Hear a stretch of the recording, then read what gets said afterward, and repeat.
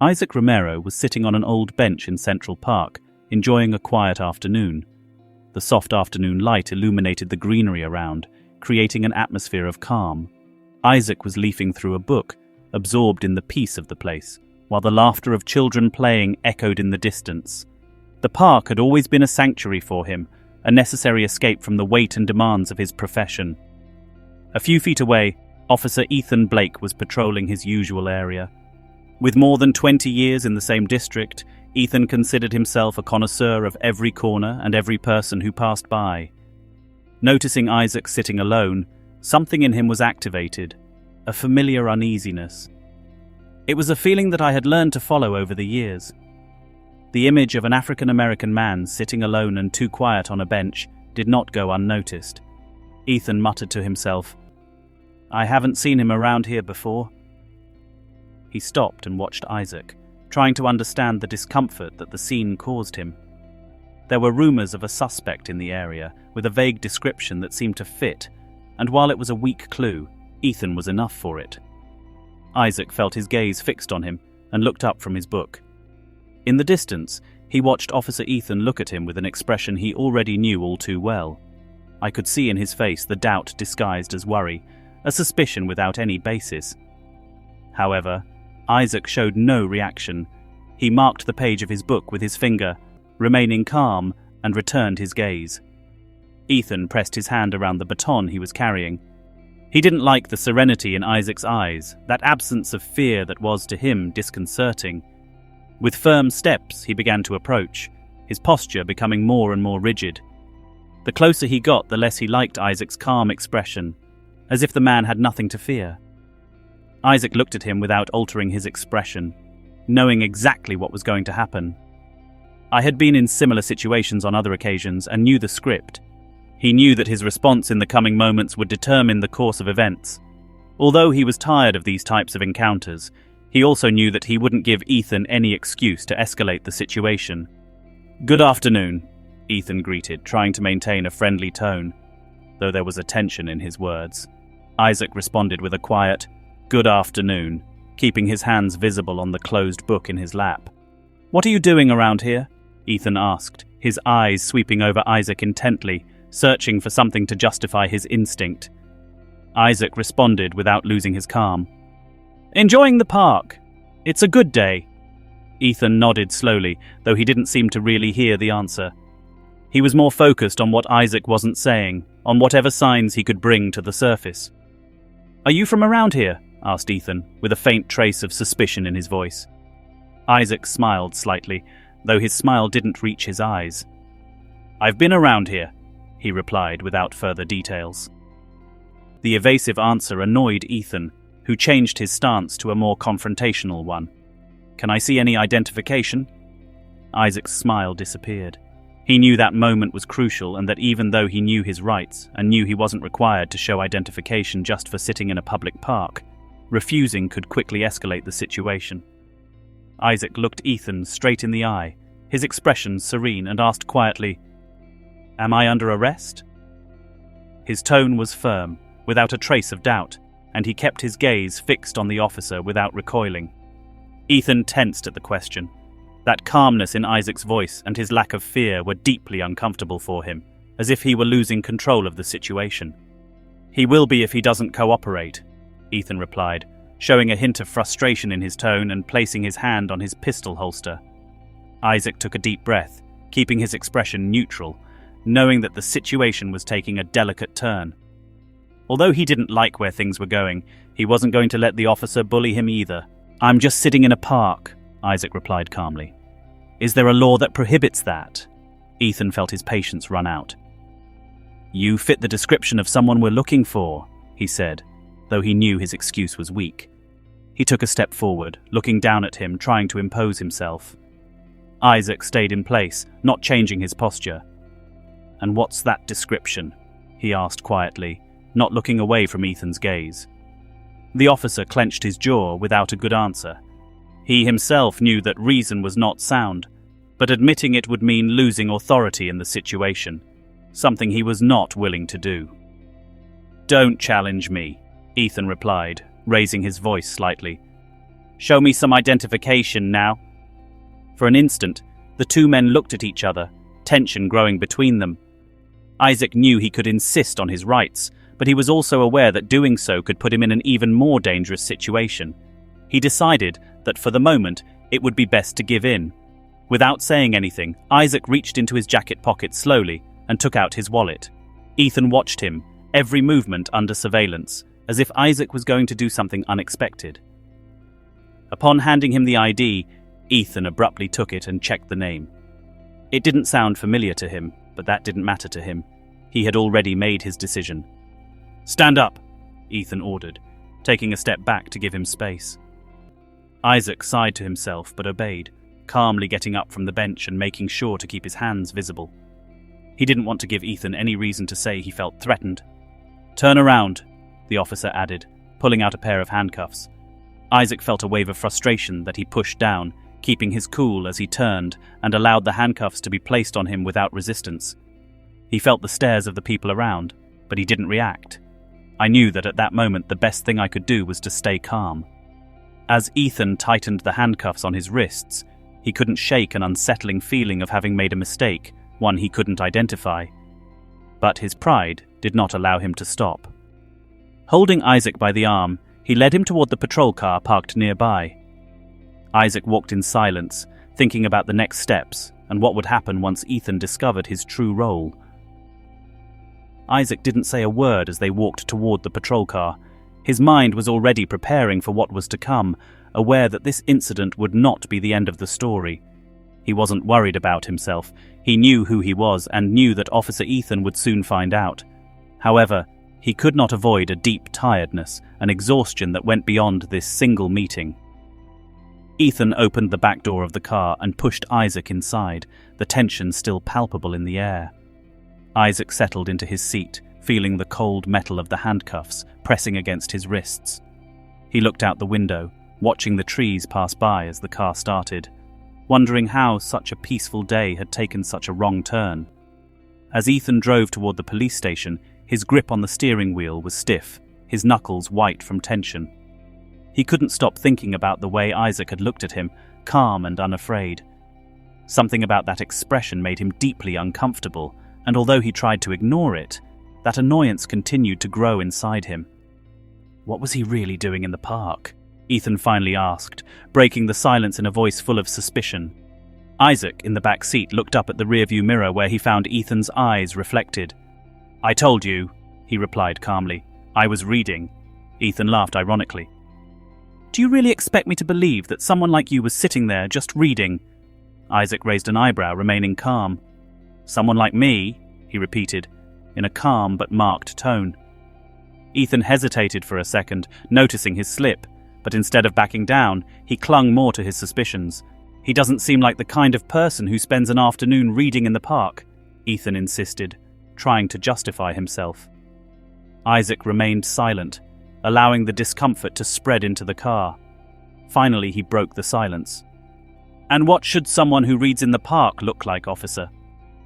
Ethan didn't answer. "I couldn't." He knew well what he was implying, and although his instinct told him that something was wrong, he did not want to admit it, neither to Isaac nor to himself. With frustration mounting, he focused on the road, his discomfort growing with every second of silence between them. Upon arriving at the police station, Ethan parked and left first. He opened the back door and helped Isaac out of the car, the handcuffs still firmly attached to his wrists. Ethan felt Isaac's gaze on him, calm, and that only made him even more unnerved, as if Isaac was seeing something he couldn't see. Inside the police station, the usual noise filled the air. Officers reviewing reports, phones ringing, and the murmur of conversations in the background. Ethan led Isaac to the processing area, trying to ignore the curious looks of some classmates. I didn't want explanations until I knew how to handle this situation.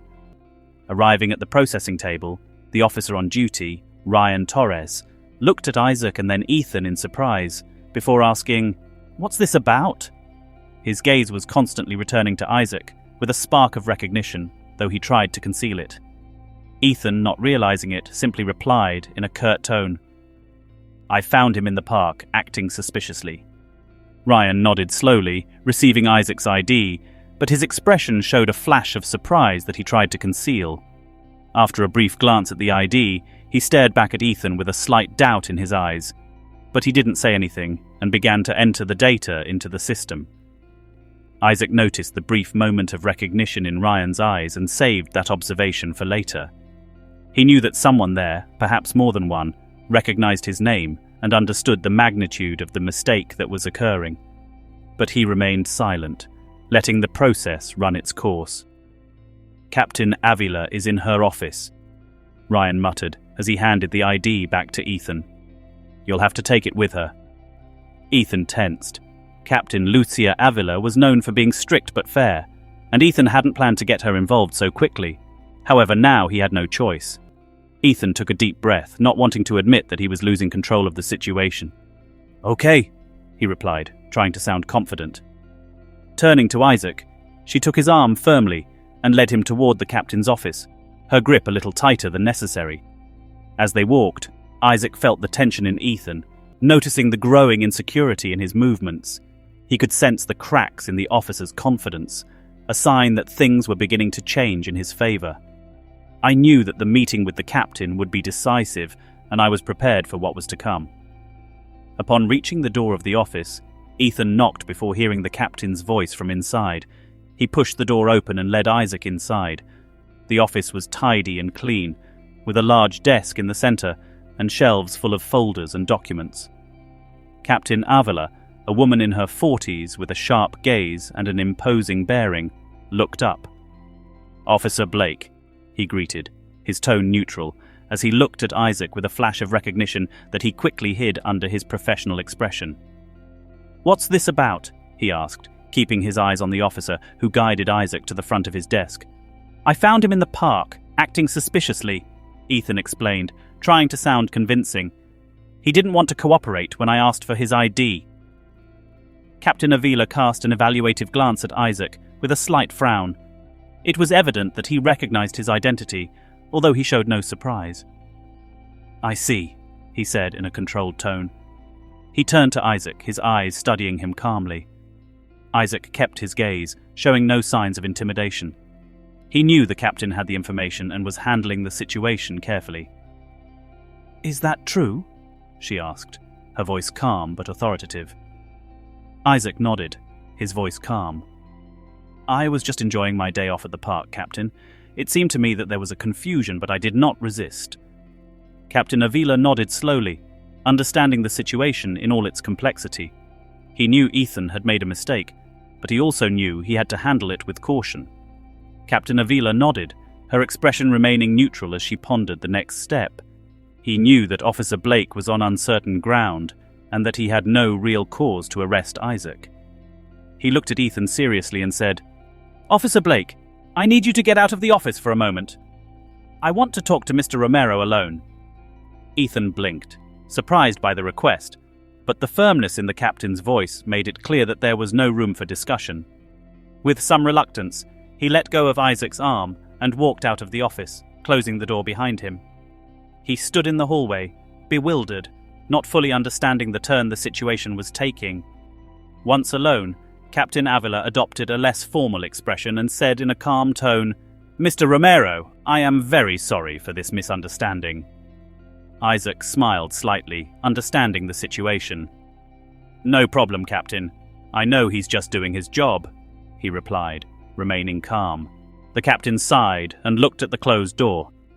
"I know who you are, and I understand how serious the situation is, but I need to handle this carefully. I promise you that we will speak with Officer Blake and take appropriate action." Isaac nodded, no trace of anger in his expression. "I get it, Captain. I'm not here to cause trouble. I just want this to be handled properly." "It will be," the captain assured, her tone reflecting determination. "But I have to ask, why didn't you mention your position to Officer Blake from the beginning?" Isaac stopped smiling and replied with a serious expression. "Because it shouldn't matter, Captain. My identity shouldn't be the reason someone decides to respect me." Captain Avila considered his words carefully and nodded in agreement. "He is right. It shouldn't matter, but sadly, sometimes it still does."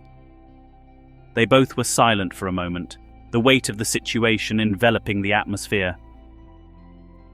Finally, the captain got up from her seat and said, "I'm going to call Officer Blake to sort this out right now." Isaac nodded and watched as the captain made her way for the door. He knew that the confrontation with Officer Blake was not over, but he also knew that he now had the upper hand. The truth was about to come out, and Blake would have to face the consequences of his actions. The captain opened the door and motioned for Ethan to go back into the office. Officer Blake noticed the tension in the air, but he couldn't figure out exactly what had changed. He glanced quickly at Isaac, who was standing calm and steady. Finally, he turned his attention to the captain. "Officer Blake," Captain Avila began in an authoritative voice, "Mr. Romero is not the person you were looking for. He's going to release him immediately." Ethan blinked, trying to process what he had just heard. "But, Captain?" He hesitated, incredulous at the instruction. "The decision has been made," the captain reiterated, leaving no room for objection. Ethan hesitated for a moment, but finally reached for the keys to remove Isaac's handcuffs, noticing how his hands trembled slightly as he did so. As soon as the handcuffs opened, Isaac rubbed his wrists together, looking at Ethan with a calm but definitive expression. "Thank you, officer," Isaac said in a calm tone, but with an undercurrent of firmness that made Ethan swallow. "He's free to go," Ethan muttered, avoiding looking directly at Isaac, feeling the weight of his mistake begin to become real. Isaac nodded and then turned to Captain Avila. "I'll be in touch, Captain. There are still several things to discuss," he said in a tone that made clear the seriousness of the situation. The captain nodded, understanding the implied message. "I look forward to it, Mr. Romero," he replied.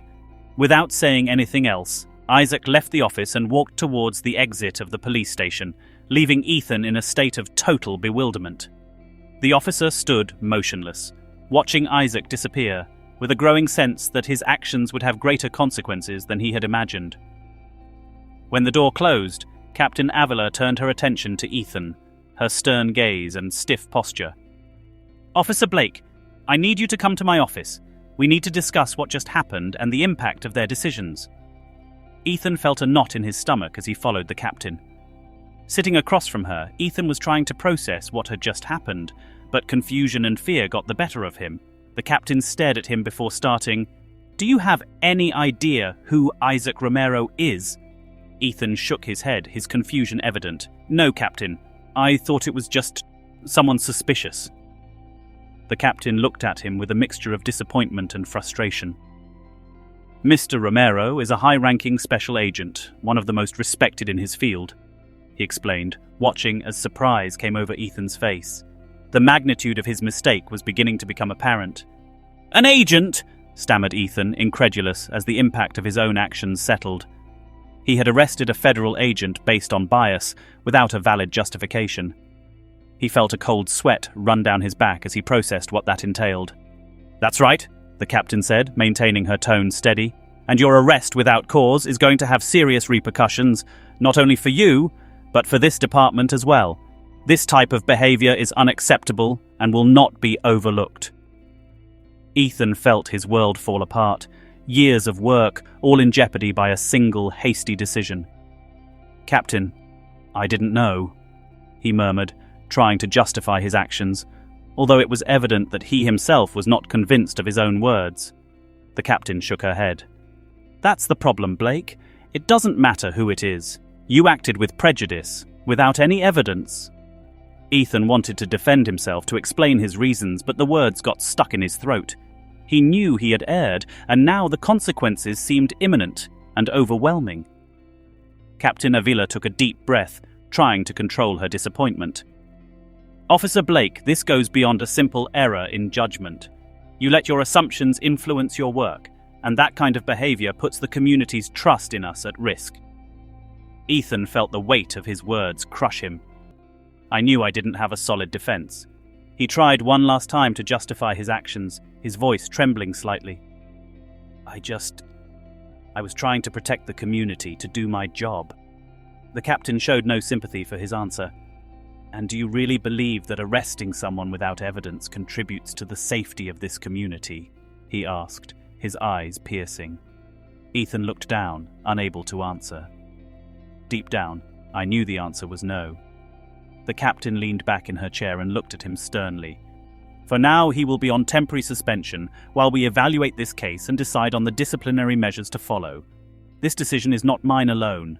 The top management is already aware of it, and they are not happy about the situation at all. The word suspension resounded in Ethan's mind like a sentence. He had devoted more than 2 decades to the force, and now faced the possibility of losing everything to a moment of misdirected prejudice. He felt his whole world fall apart. "I can't believe it came to this," muttered, more to himself than to the captain, his barely audible voice. Captain Avila, though harsh, lowered her tone slightly, understanding the gravity of what Ethan was facing. "Sometimes our decisions take us to places we don't expect, Blake, but we must be responsible for each of them." With one last look, the captain dismissed him from his office. "Take the day to reflect on this. We will meet soon to discuss the case and the next step." Ethan slowly got up, feeling his body weigh twice as much, and walked out of the office quietly. As she made her way to the exit of the police station, the place that had been her professional home for years, the walls, the voices, and the usual sounds now seemed strange, almost alien. He wondered if he would ever be able to feel comfortable there again after everything that had happened. As he stepped out into the parking lot, he felt the cold air hit his face. He walked to his car and stood there for a moment, staring at the steering wheel, not knowing what to do. The memories of the day replayed in his mind, each adding more weight to his regret and confusion. Finally, he got into the car and began to drive home, although the road and buildings passed like a blur. His mind was caught up in the mistakes he had made and the possible repercussions that awaited him.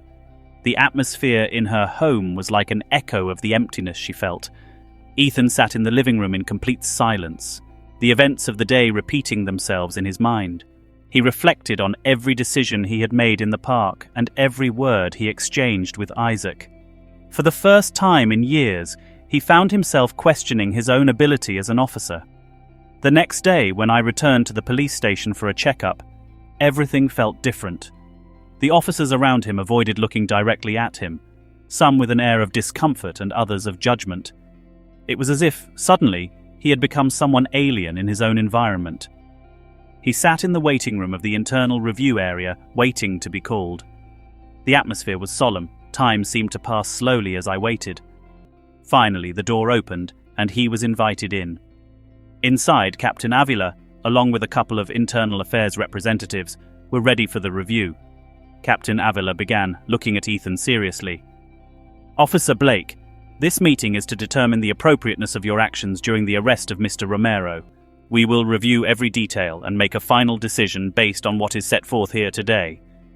Ethan nodded, feeling the weight of the captain's every word. Beside him, an internal affairs officer was looking at him with an impenetrable expression. "Explain to us, Officer Blake," one of the investigators began. "What led you to suspect Mr. Romero in the park?" Ethan took a deep breath, trying to sound confident. "We had received a description of a suspect in recent robberies, a tall African-American man. Seeing him alone acting in ways that seemed strange to me, I felt like he fit that description." One of the researchers raised an eyebrow, questioning its logic. And what was so strange about his behavior exactly? Ethan hesitated, knowing he didn't have a solid answer. He was alone, and, when I asked for his ID, he didn't respond immediately. Captain Avila intervened. "Officer Blake, in the statements and in the camera recordings, it is shown that Mr. Romero cooperated. His own words now do not seem to warrant an arrest without cause." Ethan felt his argument crumble in the face of the unrelenting logic of his superiors. Another researcher stared at him. "Did you ever consider that Mr. Romero could be telling the truth, that he was just another citizen enjoying the park?" Ethan felt a twinge of guilt and muttered, I just followed my instincts, doing my job." One of the researchers sighed, crossing his arms. "Your job is not to act on instincts alone, Officer Blake. Their job is to protect everyone, not judge someone just by their appearance." Ethan wanted to defend himself, but he couldn't muster the words. At that moment, the door opened and Isaac Romero entered, his demeanor calm, although projecting an undeniable authority. He sat down and, in a controlled tone, began to narrate his experience from the previous day, detailing how Ethan treated him as a suspect without any apparent justification. Ethan looked down at the ground as Isaac recounted what had happened. "Officer Blake never tried to listen to my explanations," Isaac said. "He treated me as if I was already guilty of something without a valid reason to assume it. I just wanted him to identify me to justify his suspicion." Captain Avila looked at Ethan, who was still silent, and then looked at Isaac. "Thank you for sharing your perspective, Mr. Romero. His account helps us to understand the seriousness of the matter." Isaac nodded and added, "I'm not here to see someone lose their career, but I want to make sure that next time, another citizen doesn't have to go through this." The captain looked at Ethan with a mixture of severity and disappointment. "This case doesn't just affect you, Officer Blake. It affects the trust that the community places in us. We cannot allow incidents like this to go unnoticed." Isaac got up and, before leaving, looked at Ethan. "Officer, I know this job is difficult, but I hope you take it as a lesson in seeing people before you see a suspect." Ethan nodded, not knowing what to answer, aware that Isaac's words carried weight beyond the moment.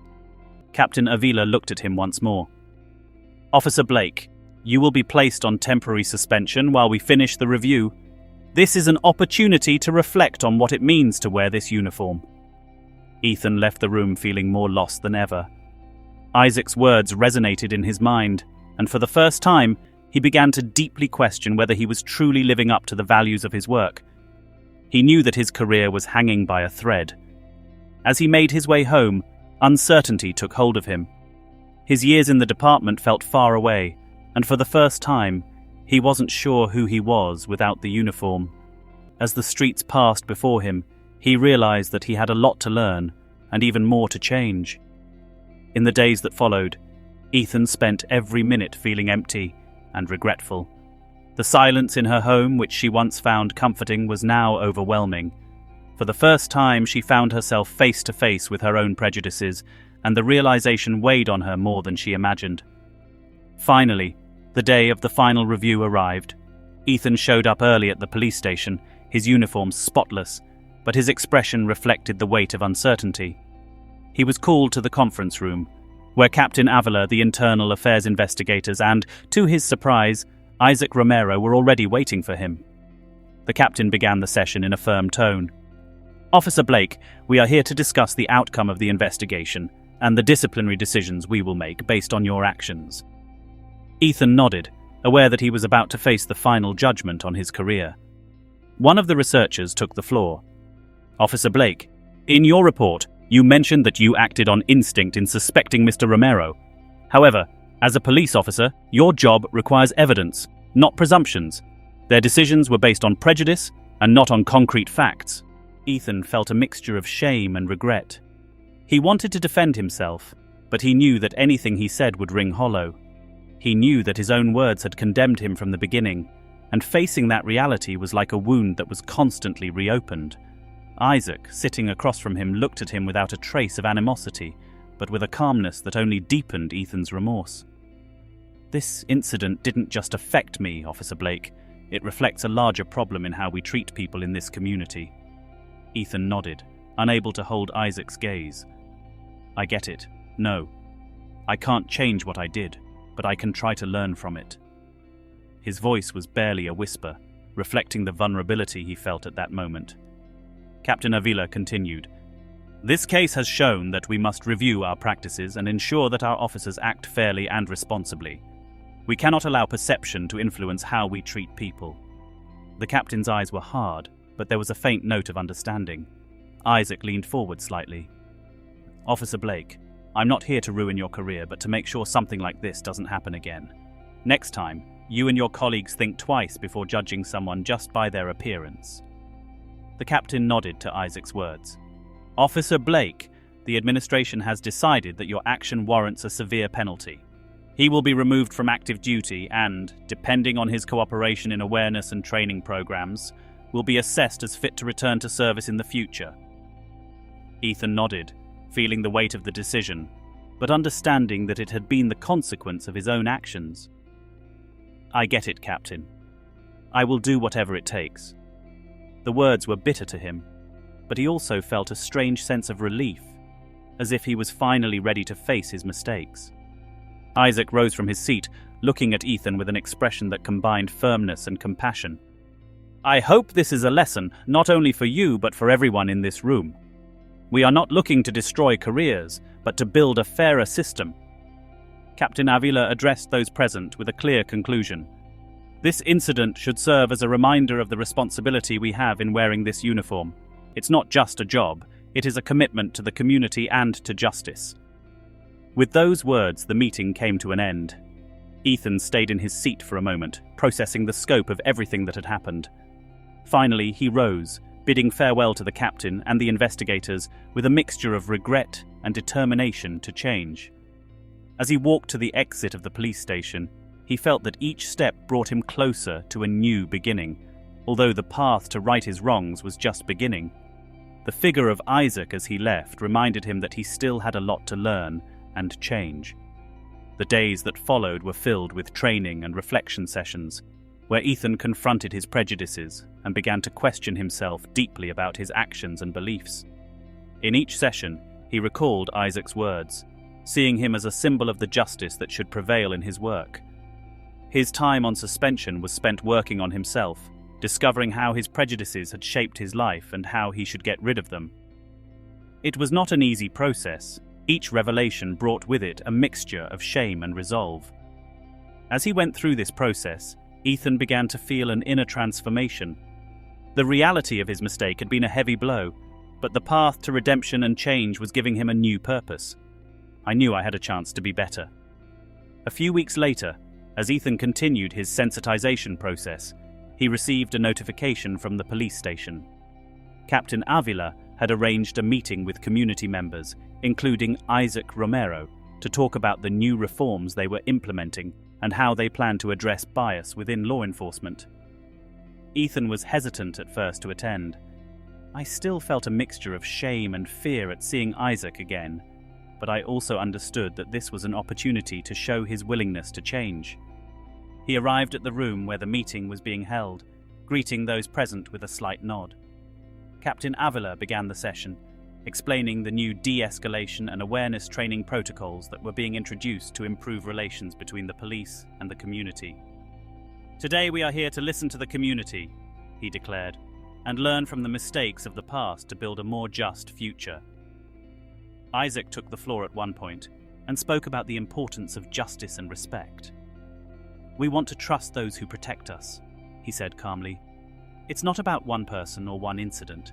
It's about changing the culture, about ensuring that every individual is treated with respect, no matter what they look like."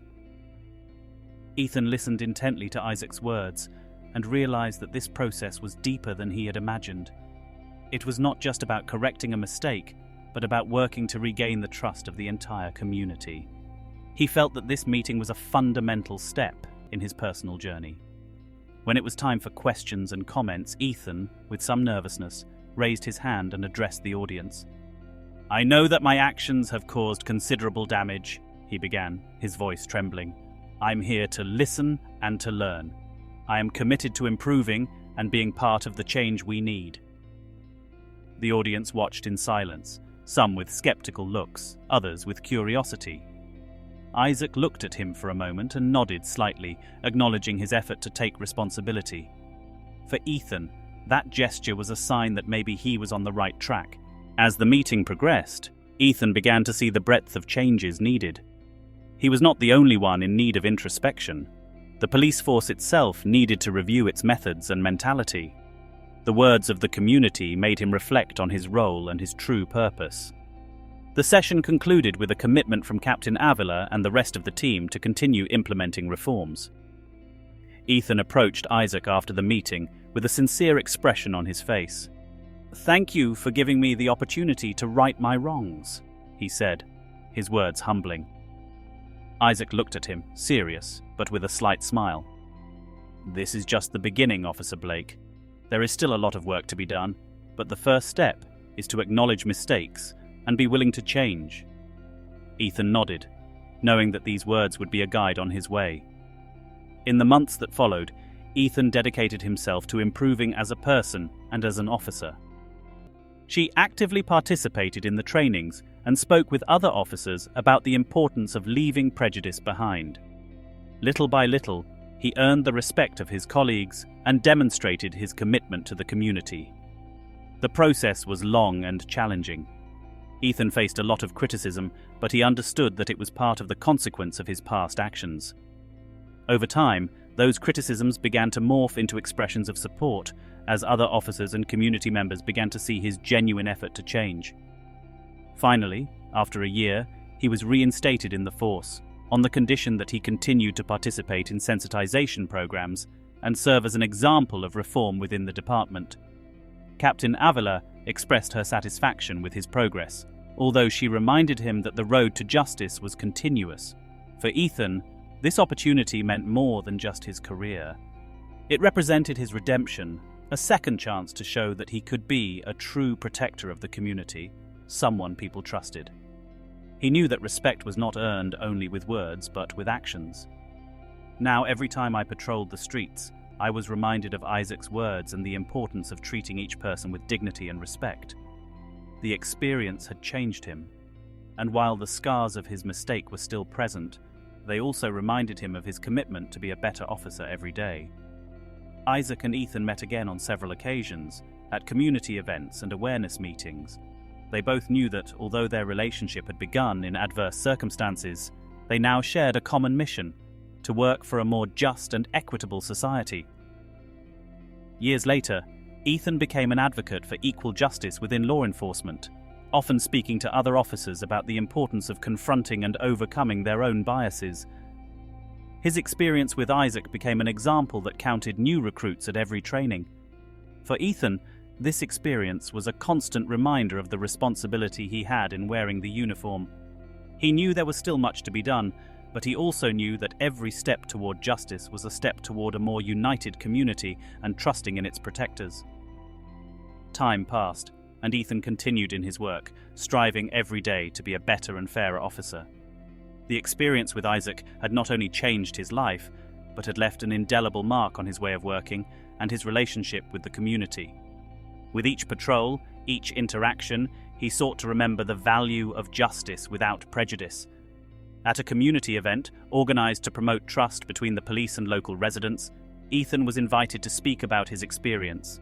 In front of a group of young men, some of whom looked at the officers with distrust, Ethan took the microphone with a mixture of nerves and determination. "A few years ago, I made a serious mistake," he began, watching as the eyes of the attendees focused on him. "I made decisions based on assumptions, on prejudices, and that led me to act unfairly. From that experience, I understood the importance of questioning our beliefs and striving to see each person as a human being, without labels." The sincerity in his voice touched those present, especially as he described how the experience had changed his perspective and the way he did his job. At the end of his speech, some young men came over to talk to him, and Ethan felt that his efforts were paying off. He had regained some of the lost trust and had begun to build a new relationship with the community. Isaac, who was also present at the event, watched with a faint smile of approval. He knew that Ethan had come a hard way, and that his actions now served as a model of change and redemption for other officers. Isaac came over when the presentation was over and shook Ethan's hand, acknowledging his accomplishments. "You've come a long way, Ethan," Isaac said, with a mixture of respect and pride in his voice.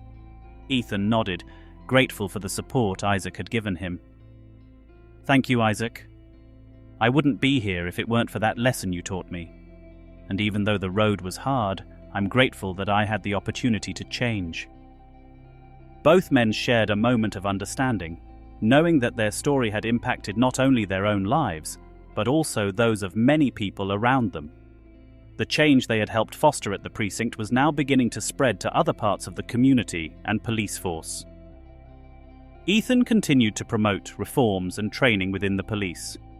His personal experiences turned into lessons he shared in workshops and talks with other officers, helping them understand the importance of letting go of prejudice and seeing people fairly and humanely. The police station also saw significant changes. Thanks to the commitment of Captain Avila and the support of Isaac, the officers received continuous training in awareness and in the management of de-escalation situations. The culture within the department was beginning to transform, and bias-based incidents were markedly diminishing. As the years passed, Ethan became a mentor to new officers, reminding them of the responsibility they had and the impact their actions could have on people's lives. He always spoke of Isaac as someone who helped him see beyond his own limitations, someone who showed him the value of true righteousness. The community also responded positively to these changes. Residents began to feel safer and trust the police, knowing that their concerns were heard and that there were officers committed to protecting them without discrimination.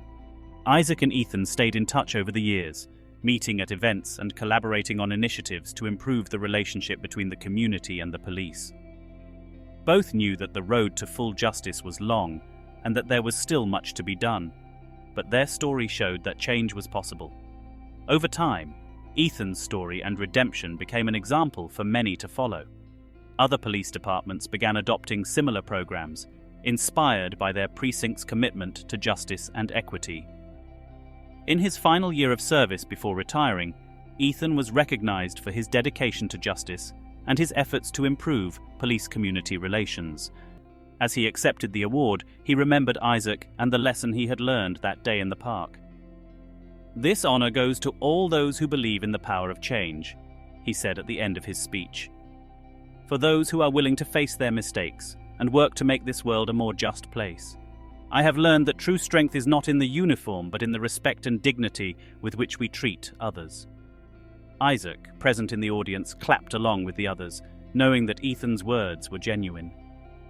Both men shared the certainty that their efforts had left a mark, and that their work had contributed to a better future for all. At the end of the ceremony, Ethan approached Isaac and they exchanged a smile, knowing that they had traveled a path full of challenges but also achievements. It was a significant closure for Ethan, who had gone from being a biased officer to an advocate for justice and equity in the community. As they walked together to the exit, Ethan reflected on the impact of his trajectory. "You know, Isaac, I always thought that this uniform defined me, that it was what gave me identity. But I've learned that it's not about the uniform, it's about how we honor our responsibility to the people we serve." Isaac nodded, deeply understanding her words. "Exactly. Authority should not come from what we wear, but from how we treat people and the values we represent. You've proven that change is possible, Ethan, and that's something I'll never forget." Ethan felt an inner peace he hadn't experienced in years. The lesson of humility and personal growth he had learned profoundly transformed him. He looked at Isaac with gratitude in his eyes. "Thank you for not giving up on me and for showing me the way. Your patience and steadfastness helped me see who I really want to be." Isaac smiled and put a hand on his shoulder. "You just needed someone to show you what you already had inside. Sometimes the biggest change we can make in the world is to start with ourselves." The two men parted ways that night, knowing that their story was only a small part of a larger effort to build a better world. Their experience together had left a mark on the department and on the community itself that would endure for many years to come. As time went by, Ethan's story and redemption was told in other police stations and communities, as an example that mistakes can be righted, as long as there is a willingness to learn and improve. Ethan began receiving invitations to speak at conferences and workshops, sharing his experience with other officers. In one of those lectures, Ethan explained his experience without omitting his mistakes.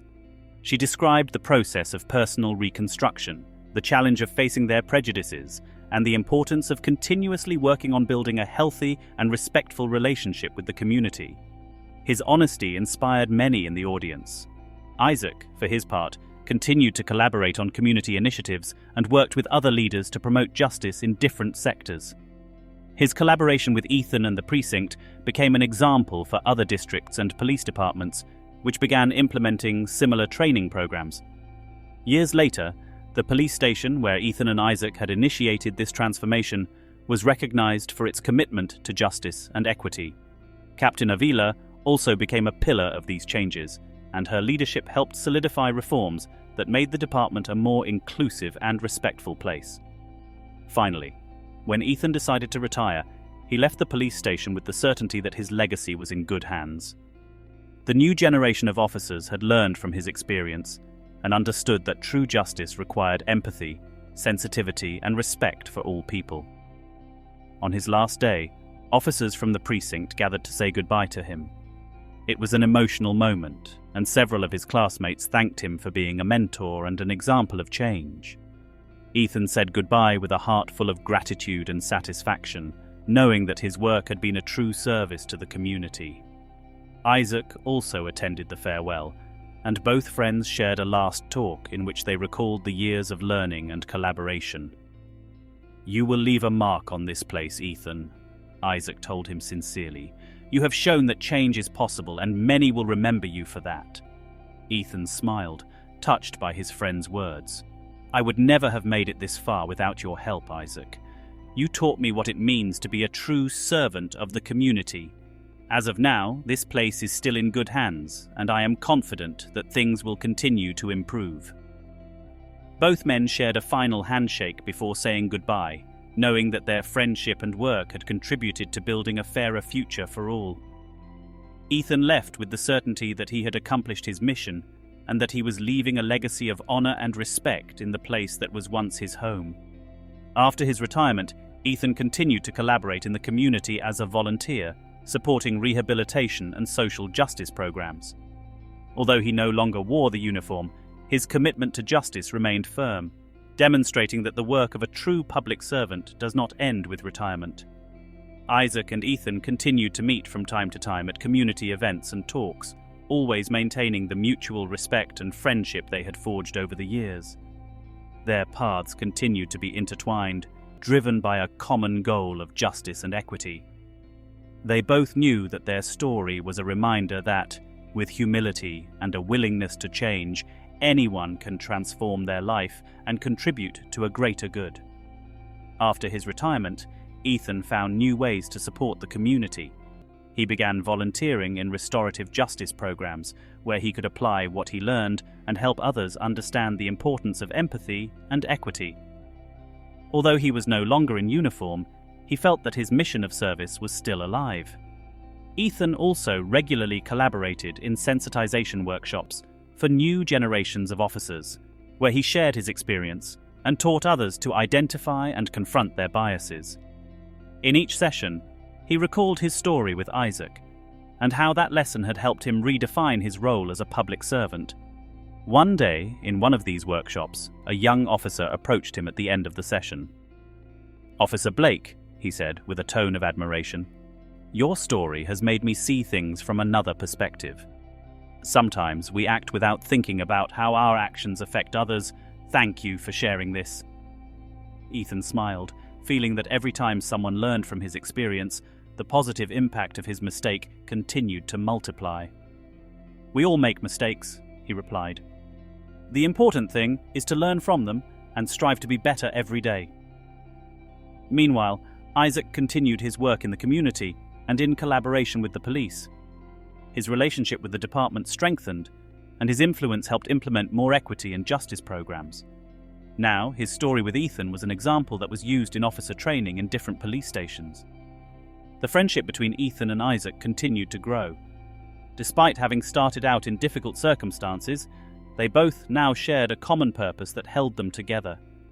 Each time they met at an event or gathering, they recalled the moments that had marked their lives and how those events contributed to change in their community. Over the years, Ethan realized that his encounter with Isaac had been a turning point not only in his career, but in his entire life. It had transformed the way he saw the world and propelled him to be a better person, even after his time as an officer. Isaac, for his part, always saw Ethan as an example of redemption and growth. She knew the change hadn't been easy, but she appreciated the effort Ethan had put into transforming himself and positively influencing other officers and the community itself. One day, at a community event, both men were invited to talk about their story and how that incident had brought about change in the community and at the police station. As they shared their experience, the people in the audience listened attentively and respectfully, inspired by their sincerity and commitment.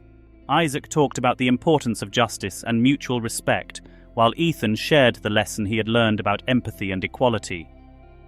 Their story was received with applause and comments of appreciation from the audience, who saw in them an example of how mistakes can be transformed into opportunities for change.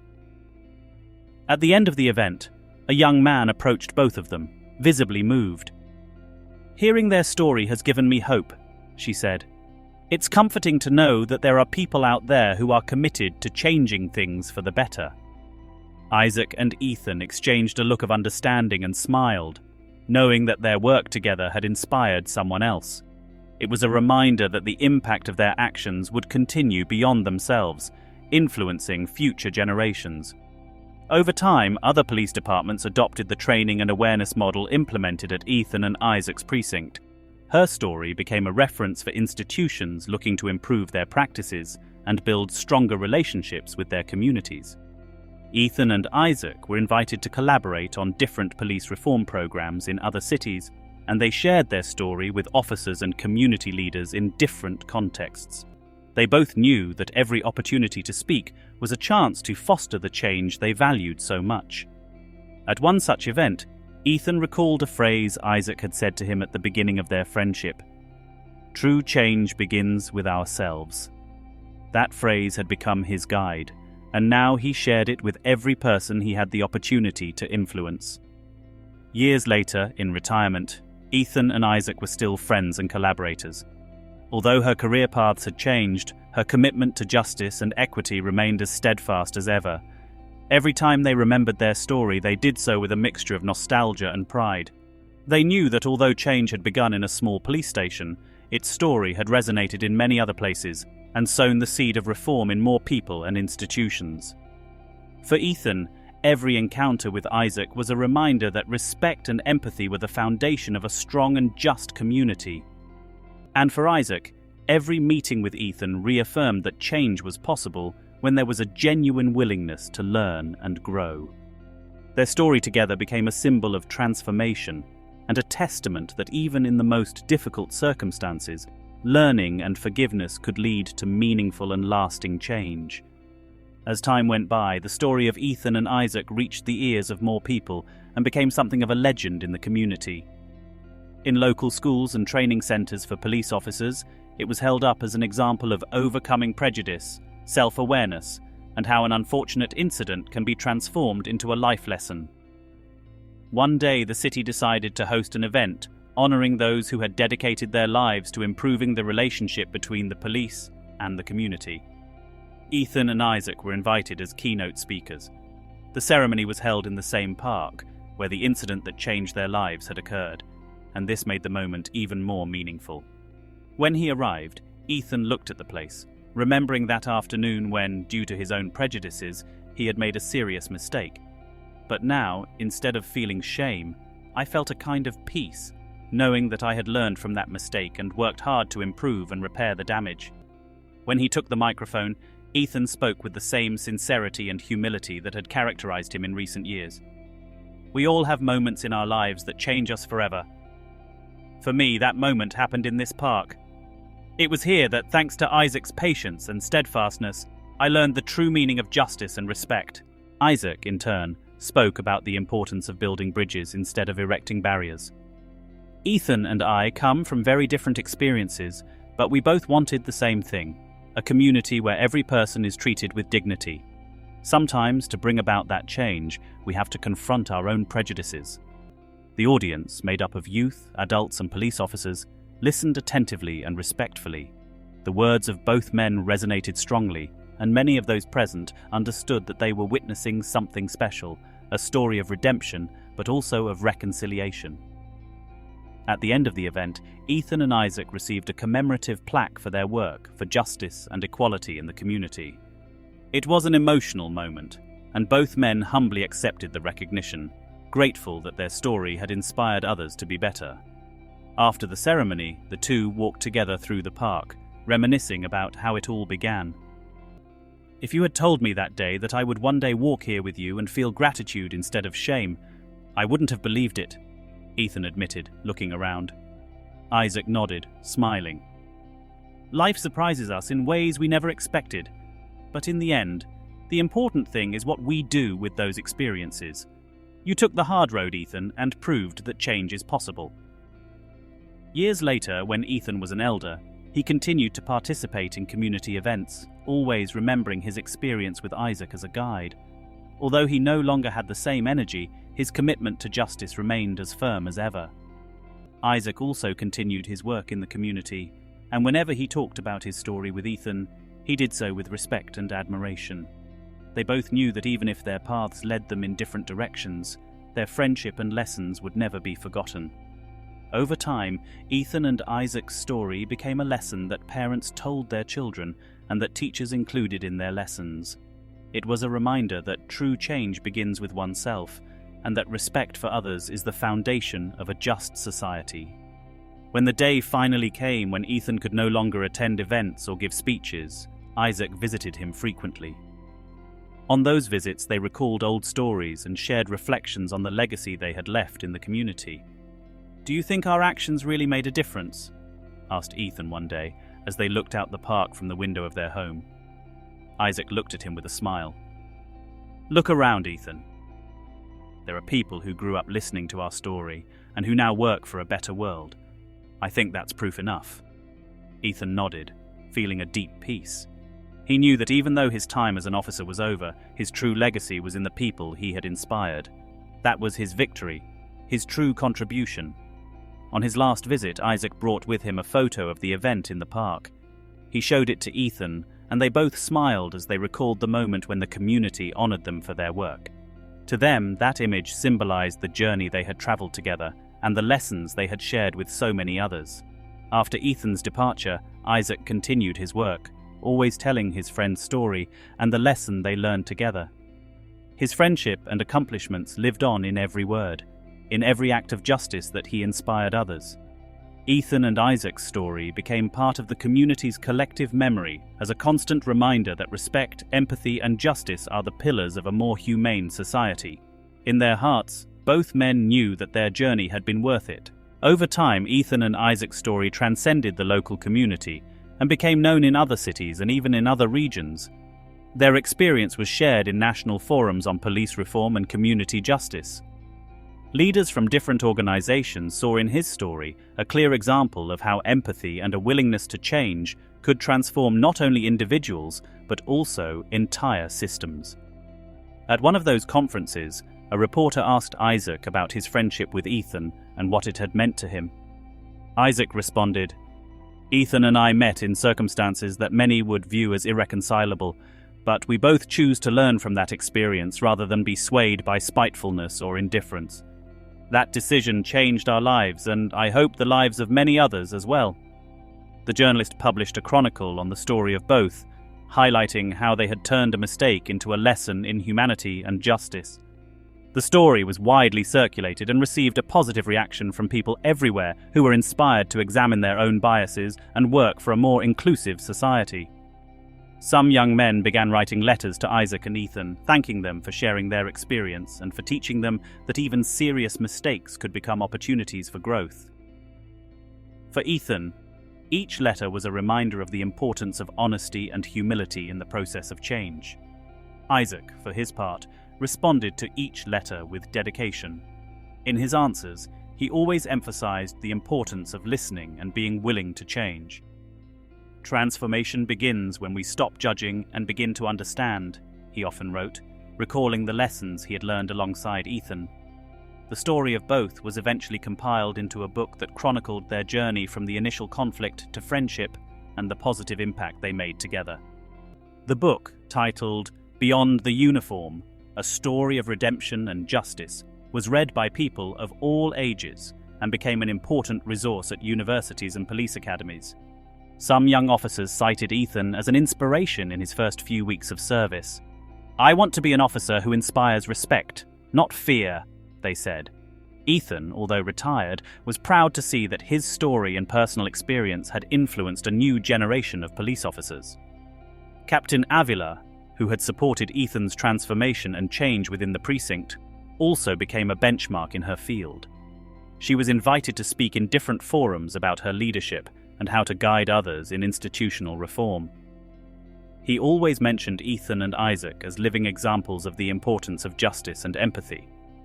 Over time, the park where Ethan and Isaac had first met was renamed in honor of reconciliation and justice. A commemorative plaque was placed with their names and a quote summarizing their story. "Real change begins when we are willing to see beyond our prejudices and act with compassion." Ethan and Isaac attended the plaque unveiling along with the community, friends, and family. It was a solemn and emotional moment. Ethan, visibly moved, placed his hand on the plaque, remembering every step of his transformation. "I never imagined that anything good could come out of that day," he whispered to Isaac. Isaac smiled back, feeling the depth of the moment as well. Life takes us down unexpected paths, but we are the ones who decide what we do with those experiences. You chose the right path, Ethan. You chose to change. Over the years, the park became a place of gathering and reflection, where people would go to remember the importance of respect and justice. For many, the park was a symbol of hope, and that change was possible as long as the will existed. Ethan continued to visit the park until the end of his days. Each visit was a kind of ritual in which she recalled the lessons of humility, repentance, and growth that had given her a new direction in her life. Even as age advanced and his strength waned, he never stopped sharing his story with those who asked him. Isaac continued his work in the community, always carrying with him the memory of Ethan and the friendship they had cultivated. He knew that even though his friend was no longer around, his legacy lived on in every person who had been touched by his story. Over time, Ethan and Isaac's story became part of local folklore. Parents told the story to their children, teachers taught it in schools, and at the police station, it was a constant reminder of the importance of acting justly. For future generations, the park and memorial plaque were not just a memory of two men who had changed, but a testament that everyone has the power to improve and make the world a fairer place. Thus, Ethan and Isaac's story transcended time, becoming a legacy of transformation and hope, inspiring each new generation to act with integrity and empathy. Years after Ethan's departure, Isaac was still visiting the park that had been renamed in his and his friends' honor.